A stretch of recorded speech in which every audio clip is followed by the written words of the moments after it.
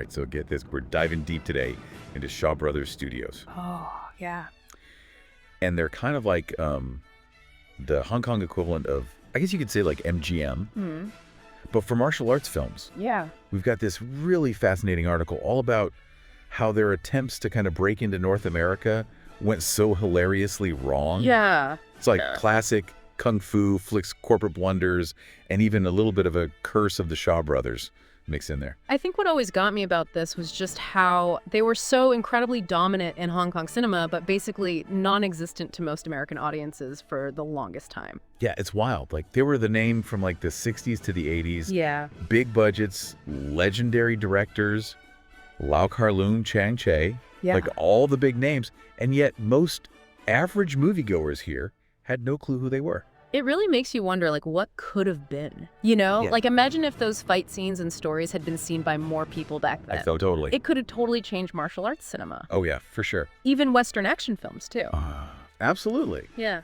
So, like, where did things go wrong then? Was it just, like, bad timing, or was there something more to it? Well, I mean, part of it was definitely the timing, you know? Like, Shaw Brothers' peak was when Hollywood was still trying to figure out how to market foreign films here. Right. But then there were also these missteps and missed opportunities that just made things worse. Okay, so let's break that down. Yeah. What were some of those early mistakes? Well, you got to remember, back in the 70s and 80s, home video was pretty new. Yeah. So most Americans first saw Shaw Brothers films on TV. You're talking about Black Belt Theater, right? Exactly. That show with like the awful dubbing and the jump cuts every time there was a fight. Yeah.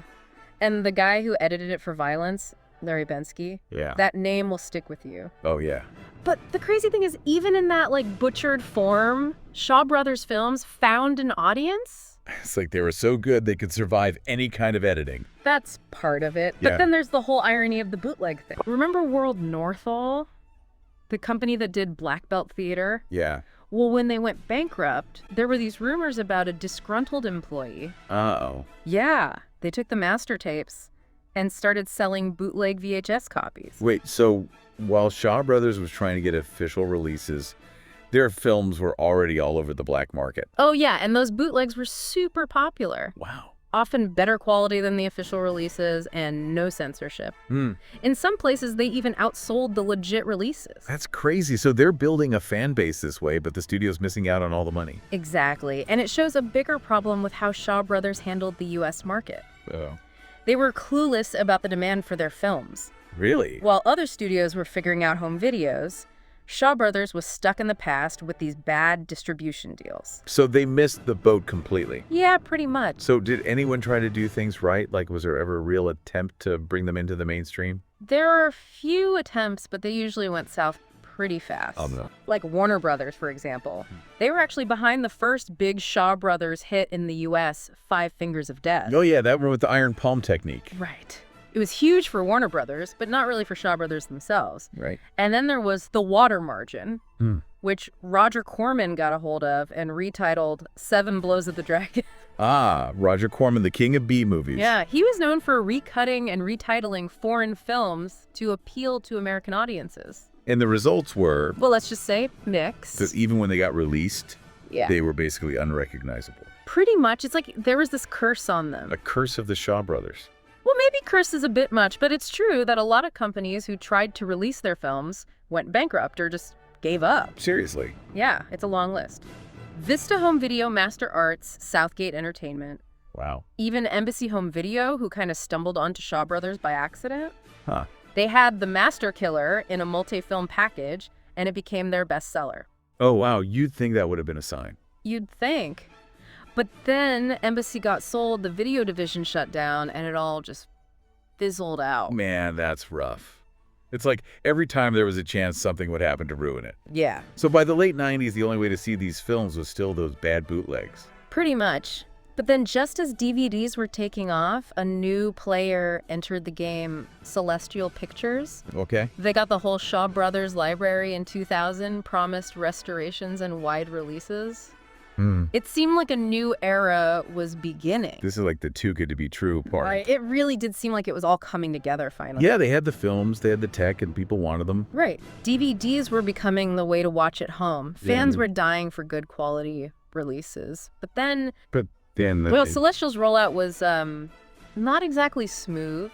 Okay, hold on. How do you mess that up? You would think it'd be easy. Right. But there were a couple of big mistakes that really hurt them. Like what? First, there were all these delays. Between the announcement and the releases. Exactly. And who do you think stepped in to fill that gap? Oh, no. Not the bootleggers again. Yep.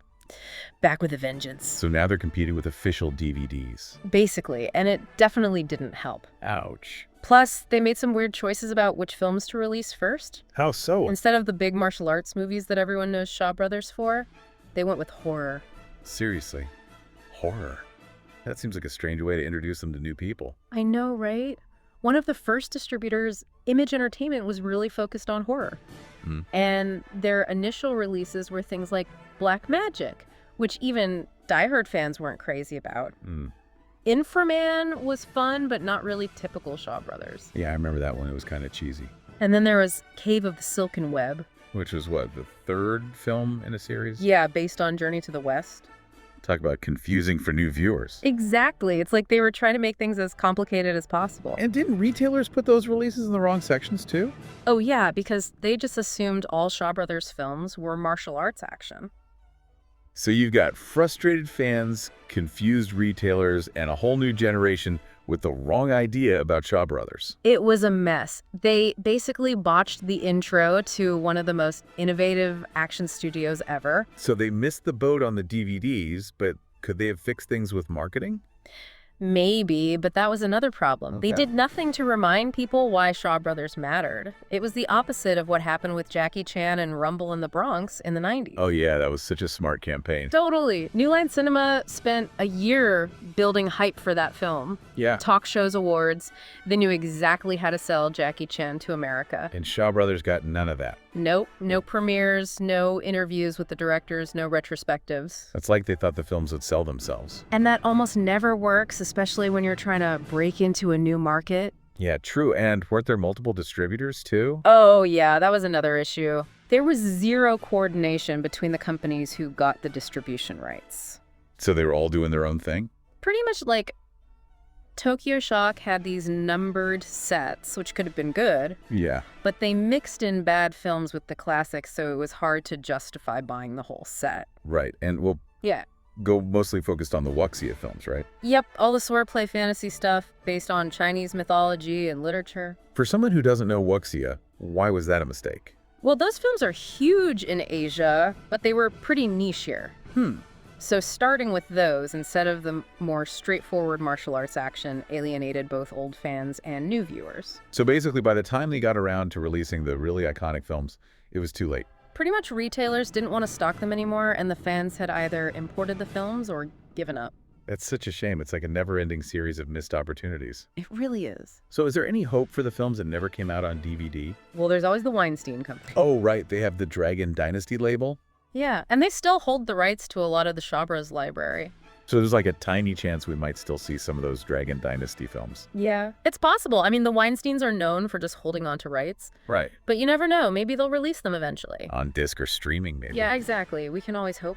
Fingers crossed. And what about El Rey Network?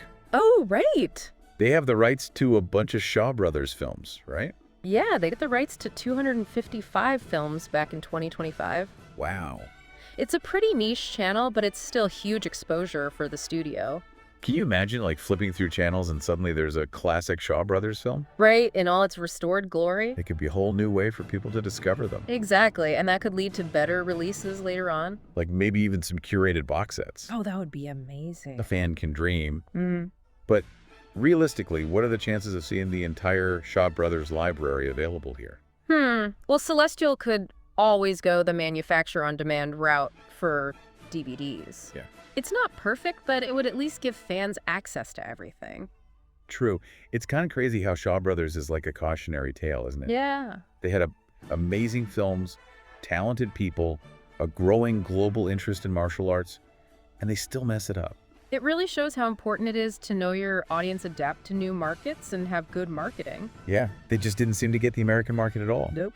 But it also makes you think about how we discover classic films now in the age of streaming. Right, like we have so many choices, it's hard to know where to even start. Exactly, and it's not just about finding the films, it's about understanding them. Yeah, the context, the history, why they matter. Like imagine someone finds 5 deadly venoms on some random streaming service. They might enjoy it, but they'd miss the bigger picture. Right. They wouldn't know about the Venom mob or their impact on the genre. And that's why things like film festivals, retrospectives, even deep dives like this are so important. Yeah, they give you that extra knowledge that makes the experience so much richer. Exactly. It's about being more than just a passive viewer. It's about actively engaging with film history. Absolutely. So yeah, the Shaw Brothers releases here were a bummer. For sure. But maybe it's not the end of the story. Maybe it's a chance for new fans to discover these films in a new way. With the knowledge to appreciate them fully. Exactly. And who knows, maybe this deep dive will inspire some of our listeners to check them out. That would be great. And if you're ready to take the plunge, we've got a list of some of our favorites in the show notes. Happy viewing.